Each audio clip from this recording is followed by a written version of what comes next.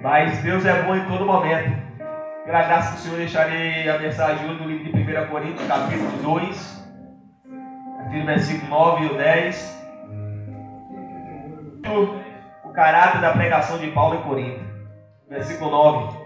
Mas, como está escrito, as coisas que o olho não viu, e o ouvido não ouviu, e não subiram ao coração do homem, são as que Deus preparou para os que o amam. Mas Deus nos revelou pelo seu Espírito, porque o Espírito penetra todas as coisas, ainda as profundezas de Deus. Aleluia. E, queridos, para que possamos entender o que me levou a examinar essa palavra, essa mensagem de hoje. No dia que teve a reunião aqui com o ensaio de varões, não teve como chegar no horário, houve imprevisto.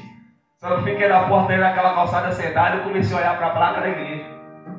Aí tem lá, Santuário das Profundezas de Deus. Aí eu fiquei lá sentado e falei, vou desenrolar a mensagem aqui na minha cabeça.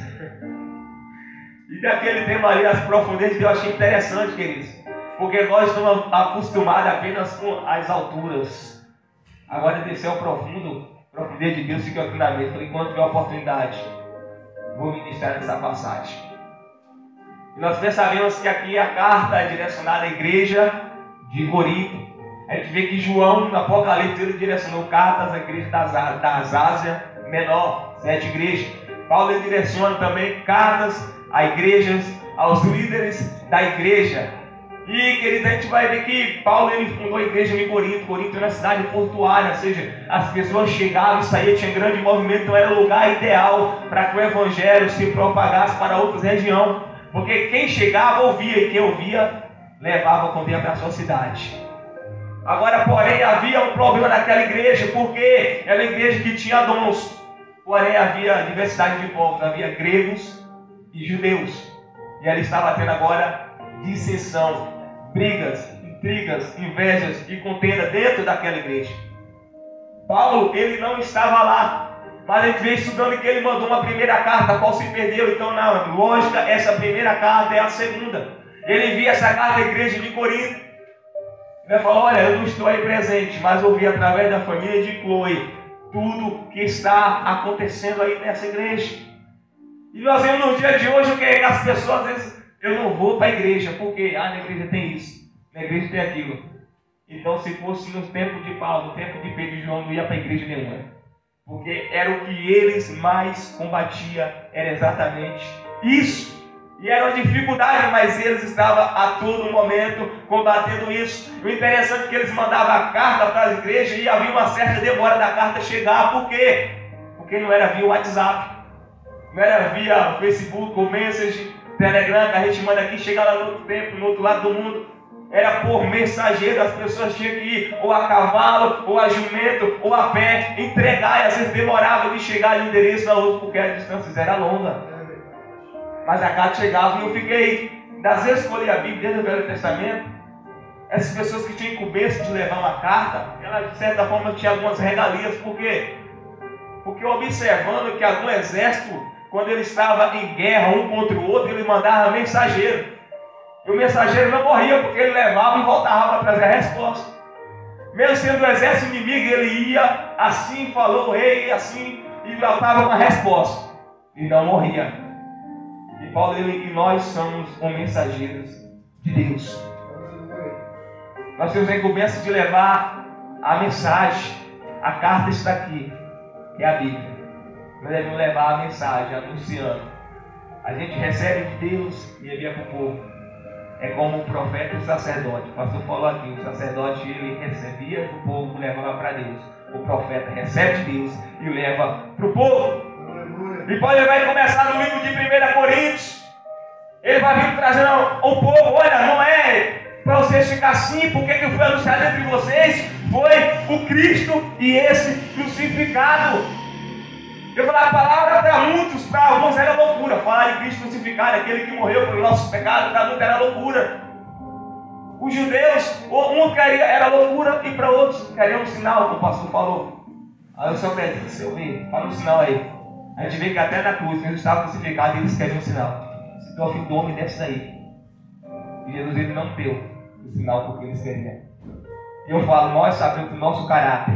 E quantas vezes o nosso caráter é questionado. Você é isso, você é aquilo. Mas quando nós temos um caráter, uma conduta com Deus, por mais que as palavras contrárias venham, nós sabemos quem é que deve nos dar conta. Aleluia. Falaram que Jesus era endemoniado. Isso aí tem demônio. Isso aí é apenas o filho de José, o carpinteiro. Esse aí é apenas um qualquer. Mas a palavra fala que quando ele desceu o Jordão, que João Batista foi batizar ele, uma voz, o Espírito desceu em forma corpórea e falou: esse aí é meu filho amado, é o qual eu me alegro. Aleluia. Quando as pessoas estavam falando o contrário, Deus estava falando a verdade sobre ele, é meu filho amado. Queridos, e Paulo vai falar para a igreja de Corinto. E eu achei interessante porque desde o capítulo 21, ele vem trazendo, falando para o povo aí, você da igreja que tem dom, mas a igreja que está em divisão, em dissensão, por quê? Porque um diz eu sou de Apolo, outro diz eu sou de Paulo, e outro diz eu sou de Cefas.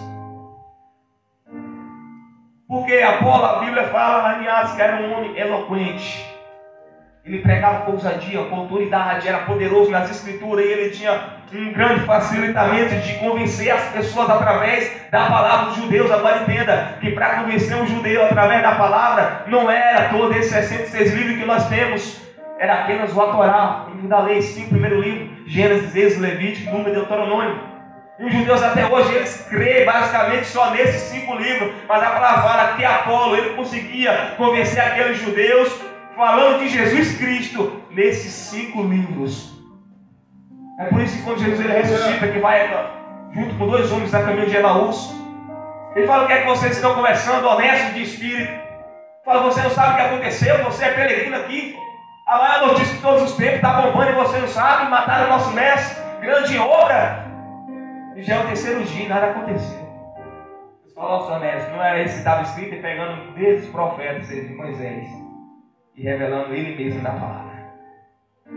E Paulo está falando para ele: olha, quando vocês estão falando que um é de Apolo, outro é de Cefas, quem é Cefas? Cefas era Pedro, que Jesus tinha colocado esse nome nele. Não está dizendo: eu sou de Pedro, eu sou de Paulo, mas havia alguns que diziam: eu sou de Cristo. Aleluia. Aleluia. Enquanto os mundo falam: eu sou uma denominação aí. Outros falam que eu sou do presbítero José, do pastor Paulo, do pastor Everson, do diácono Wanda e por aí vai. Mas nós somos de Cristo. Aleluia. Porque quem deu a vida naquela cruz do Calvário não foi Paulo, não foi Pedro, não foi Apolo, não foi nós aqui, aleluia, foi Jesus Cristo. Então a nossa vida é dele. É verdade. Em 1 Coríntios capítulo 1, versículo 27, Paulo vai falar: mas Deus escolheu as coisas loucas desse mundo para confundir as sábias. Ele escolheu as vis, as desprezíveis, aquelas que não são, para confundir aquelas que são. Aleluia. Eu estudando essa mensagem, comigo é assim, quando eu não entendo, faz Espírito Santo, me mostra como é que é isso. Então a resposta, mas enquanto eu peço, eu vou esmiuçando também, não fico só esperando não. E a Bíblia fala que Deus escolhe essas coisas porque as coisas são improváveis. Porque quando ele vai para a casa de 17, tinha tantos homens lá, ele escolhe o menor da casa. E me veio uma luz na mente, queridos. Por que Deus escolhe as vinhas, as desprezíveis e as fracas? Porque é para quando as coisas acontecerem, quando Ele fazer em nós, através de nós, não dizemos que foi a força do meu braço. É verdade. Foi a minha sabedoria, Ele escolheu um forte, então Ele venceu por causa da força dele. Se Ele escolheu um sábio, então Ele venceu por causa do diploma da faculdade que Ele estudou, não. Deus escolheu os fracos para quando as coisas acontecerem, quando acontecer a vitória, falar: não, foi mesmo a mão do Senhor, porque não tinha outra forma disso acontecer. É por isso que Deus ele pega os pequenos, ele pega aqueles fracos, para quando acontecer, o pessoal de fora falar: verdadeiramente é Deus na vida dele, ou na vida dela, porque não tem outra forma dele conseguir com a força do braço. E você que também prova disso é de Gideão. Quando ele vai lutar contra os midianitas, contra os filisteus, e ele vem com 32 soldados, Deus fala: Gideão, tem muita gente. E mesmo com 32, ele já era um número menor. Para você ver que o exército estava tão com medo, que falou: grita aí, os covardes e medrosos voltam. Voltaram 22 mil. Falou: olha, ainda tem muita gente aí. Faz uma prova ainda, beber água aí. Voltou mais 10 mil. Então ficou 300. Mas Deus, mas por que 300? Para quando eles vencerem, para dizer que foi a força do braço deles. Então eu quero a menor quantidade. Eu pego o menor, eu pego aquele que ninguém dá nada, eu pego o homem do lamaçal do pecado e coloco entre príncipe, para saber que é eu que faço, que é eu que opero, que é eu que tenho poder e sou eu na vida dele e na vida dela. E a Bíblia fala ainda, porque a fraqueza de Deus é mais forte do que a força humana. Eu falei, irmão, Deus tem fraqueza, como é que é isso? Outra vez eu perguntei, Espírito Santo, me explica isso. Fraqueza de Deus. E no rodapé da Bíblia, minha explicação eu tinha a respeito desse versículo. Eu falei, a fraqueza de Deus foi Jesus Cristo na forma humana. E mesmo na forma mais frágil, venceu tudo e venceu até a morte. Na forma mais frágil, na forma humana que Jesus Cristo veio. A Bíblia diz que ele foi tentado em tudo e não pecou em nada. Por isso que a fraqueza de Deus, Jesus Cristo na forma humana, era mais forte do que tudo, mais forte do que todos. Aleluia.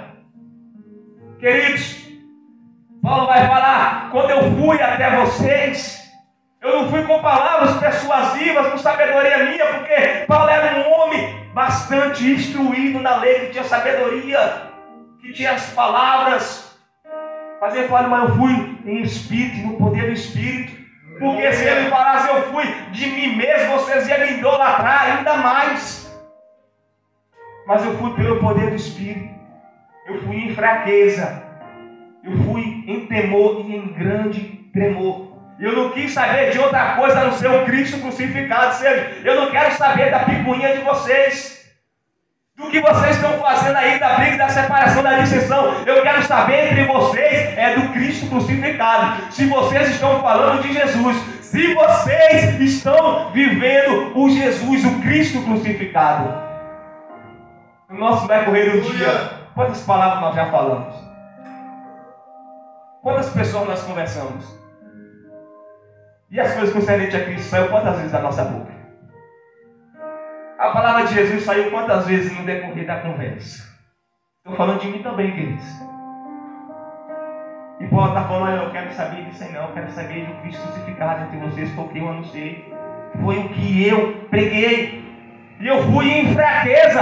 Nós vemos que Paulo era um homem que ele andava na fraqueza, mas não na fraqueza, eu não quero fazer isso, fazer aquilo. Era na fraqueza de Deus.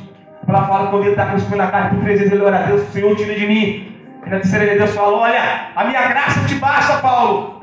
Porque o meu poder, ele se aperfeiçoa na fraqueza. De forma que quando você está fraco, é aí que você está forte. Porque quando nós estamos fracos, dependendo mais de nós, é do poder de Deus. E a fraqueza que é do humano nossa, não é sinônimo de desculpa para pecar, para permanecer no pecado, ou para não fazer as coisas. A nossa fraqueza humana é sinônimo de dependência de Deus. Somos dependentes dele. Quando nós estamos fracos, aí sim o poder dele se aperfeiçoa. É por isso que quando João batizava no Jordão, que ele batizou Jesus, Jesus começou o ministério dele, ainda que ele não batizava, a palavra fala, mas um discípulo, e chegou alguém e falou, João, aquele que tu batizava está pregando mais do que tu. No dia de hoje, olha, aquele que você instruiu para pregar está pregando mais do que tu. Aquele que você ensinou a louvar está louvando mais do que tu, não deixava não.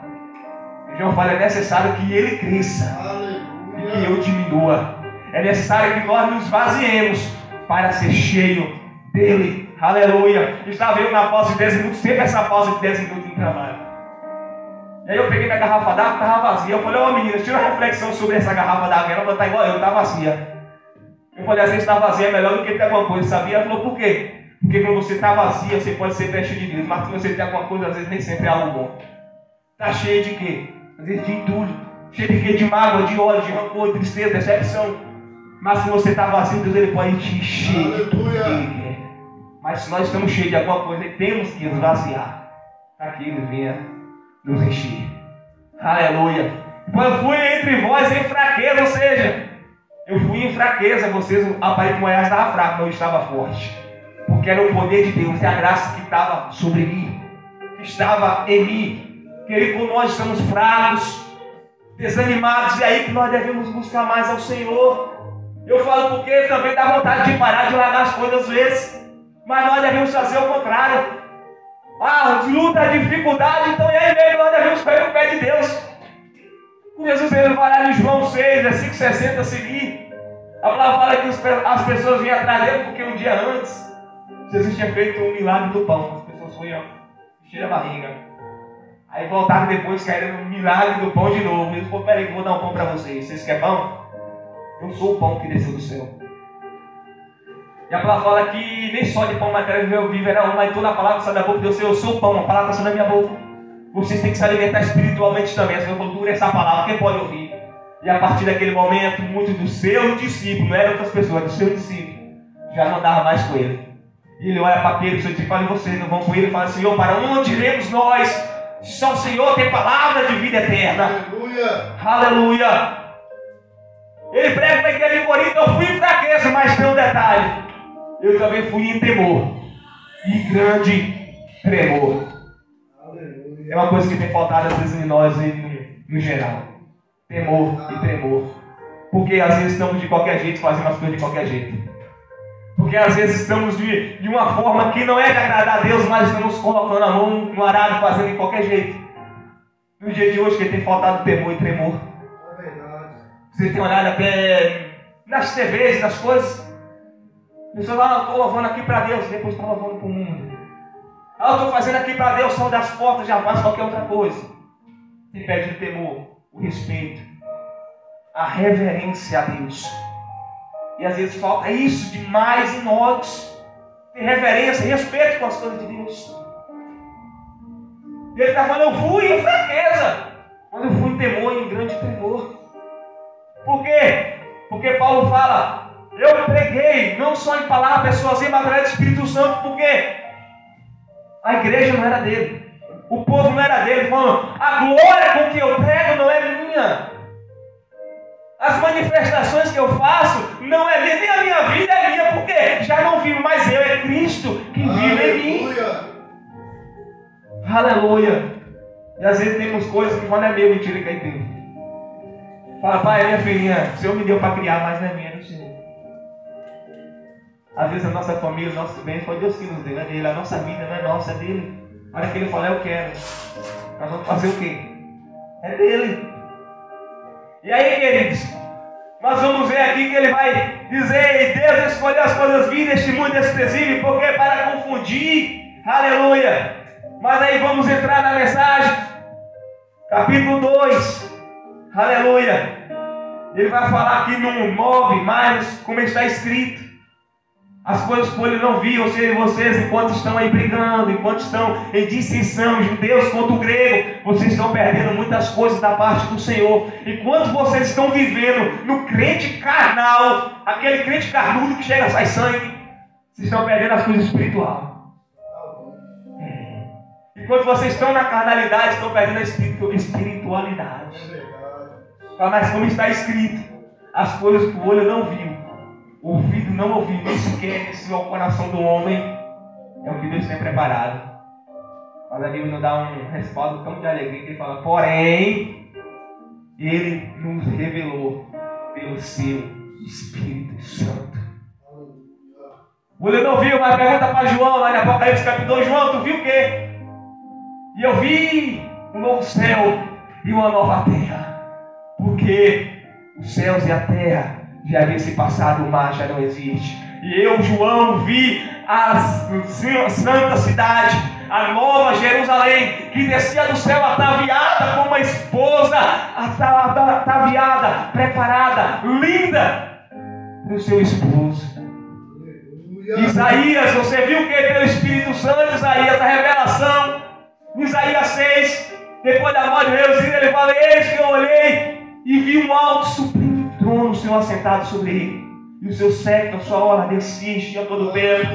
E acima dele, não de Deus, mas do séquito, da hora, havia os serafins, aquele que arde e chama. Com 6 asas eles cobriam o rosto, com 2, com outras 2 eles cobriam os pés, com 2 voavam e olhavam um para o outro e dizia, Santo, Santo, Santo é o Senhor dos exércitos, e toda a terra está cheia da sua glória. Estevão, você viu o que? Pela revelação do Espírito Santo, quando estava morrendo. Eu vi o céu aberto e o Filho à direita do Pai. Aleluia, queridos, o olho não viu, o ouvido não viu, mas foi o Espírito Santo que já revelou. Eu falo, enquanto nós vivemos no natural, não vamos enxergar o sobrenatural. Enquanto nós vivemos num homem carnal, não vamos poder viver o homem exterior, o interior que é o espiritual. Então, o Espírito revela todas as coisas, ele penetra até nas profundezas de Deus. Aleluia. E nós estamos acostumados a ver, a falar, a pregar, a ouvir apenas nos altos. Salmo 125, que leva meus olhos para o monte, de onde virá o socorro. O meu socorro, né? Esse é o 121. Meu socorro venceu que fez os céus e a terra. Salmo 125, os que confiam no Senhor serão como um monte de Sião, que não se abala, mas permanece para sempre. E você vai ver que até o povo pagão, quando ia fazer os ídolos, ia para os lugares altos para fazer. E a gente vê que Moisés, ele sobe no Monte Sinai, lá para o alto. 40 dias e 40 noites, mas assim como tem um lugar alto, tem um momento que nós devemos descer. Fala, Moisés, você subiu, agora você vai ter que descer, que o povo está pecando, está idolatrando bezerro de ouro lá embaixo.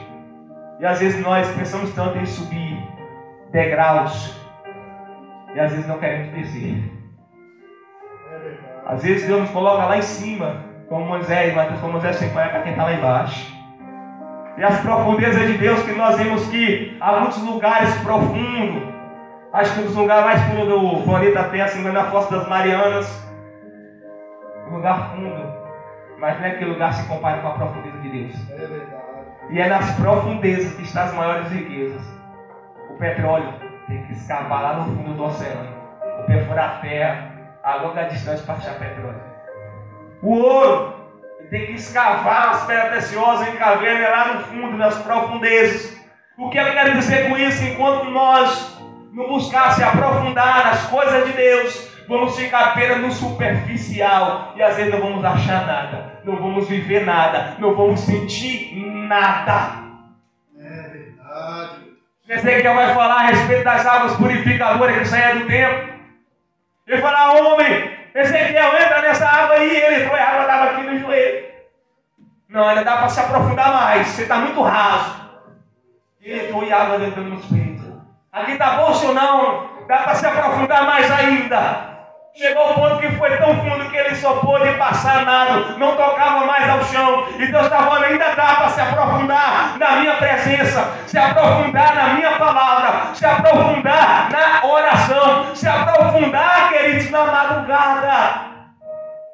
Nós buscamos a Deus tão superficialmente, tão raso, e às vezes queremos achar coisas grandes, extraordinárias, ver o sobrenatural apenas no raso. E às vezes os maiores peixes estão lá no fundão lá. Sabe quando o Espírito, ele revela que está na profundeza. Mas nós temos que se aprofundar. Aleluia. Porque o Espírito revela, porque desde a criação ele estava com o Pai. E no princípio criou Deus os céus e a terra sem forma, vai vir o Espírito pairava sobre as águas. Aleluia. O Espírito de Deus, que ele tem muito a nos revelar. Então isso nos mostra que nós devemos viver pelo Espírito, o espiritual. Aleluia. Esse que Paulo estava falando para a igreja de Corinto. Enquanto você viver nessa picuinha, enquanto você viver nessa dissensão, decidir se eu sou de um, sou de outro, vocês vão perder de obter o profundo de Deus. Aleluia. Deus, ele é profundo, ele é sobrenatural. Aleluia. Olha, ele sempre exortava o povo, olha, saia disso. Você vai ver que a igreja em Corinto, lá na segunda carta, tinha os 9 dons. É tanto que estava tendo até que estava tendo contenda, porque um profetizava, outro falava língua, outro dava revelação, e dava aquela bagunça. E Paulo estava instruindo. E em Efésios 2, 8, 9, vós sois salvos pela graça.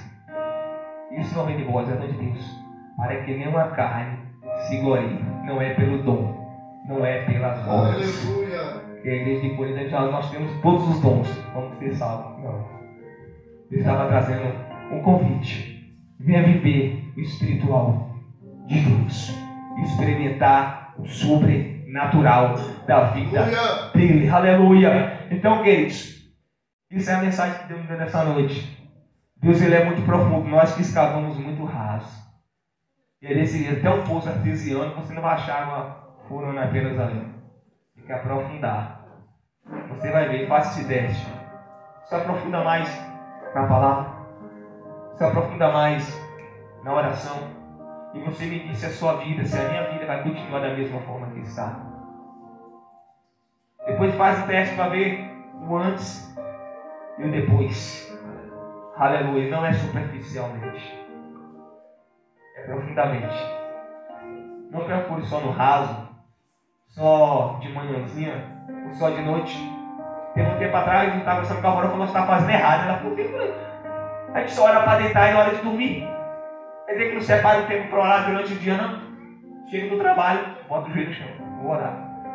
Na madrugada, falei, sempre em casa, estava batendo algumas coisas meio que sobrenatural.